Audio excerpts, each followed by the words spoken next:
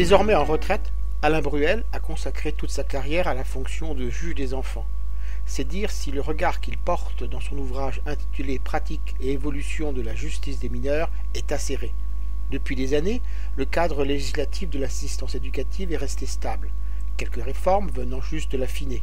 Extension de la protection judiciaire aux jeunes majeurs en 1975, limitation de la durée des mesures en 1986, préservation des fratries en 1998, consultation des dossiers par les familles en 2002.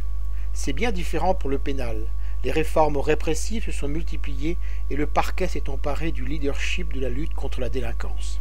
Alain Bruel constate avec amertume les effets délétères de cette révolution conservatrice qui, sommant les magistrats de neutraliser l'insécurité, a de plus en plus orienté l'institution vers la sanction immédiate au détriment de la recherche de sens. Au temps forcément long requis par l'éducatif, c'est substituer le temps court d'une procédure devant se montrer réactive. La responsabilité des mineurs a remplacé la réponse bienveillante à la fragilité de la période adolescente. Le postulat néolibéral du choix rationnel du jeune délinquant l'a emporté sur les déterminants sociaux.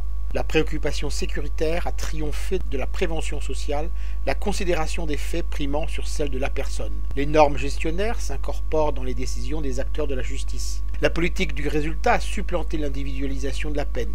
L'inventivité et l'innovation qui ont longtemps guidé la politique de la protection judiciaire de jeunesse ont été remplacés par une standardisation fondée sur des référentiels d'intervention servant de support aux objectifs de productivité ou de profilage. Le diagnostic de l'auteur est sans concession. Chaque société a la délinquance qu'elle mérite et les techniques pénales qui lui conviennent. La violence, le cynisme et l'opportunisme des jeunes délinquants correspondent à l'incertitude, la volatilité et la complexité du monde moderne. La légitimité de l'autorité a cédé la place à l'opportunité du commerce et Alain Bruel de rappeler combien le rôle d'énonciation du juge est important quand il nomme les actes posés et qualifie leur caractère délictuel ou quand il reconnaît l'existence d'un danger et énonce sa décision. Cette mise en mots constitue un capital symbolique essentiel pour permettre à des adolescents imprévisibles au comportement irréfléchi une mise à distance.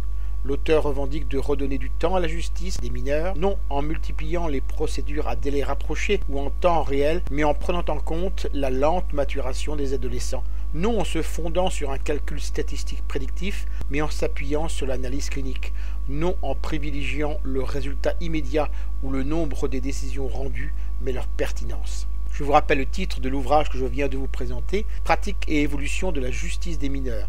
L'auteur en est Alain Bruel. Il a été publié chez RS en 2015. Son livre est vendu au prix de 18 €.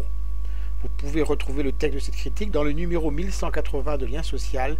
Il est consultable sur le site du journal www.lien-social.com.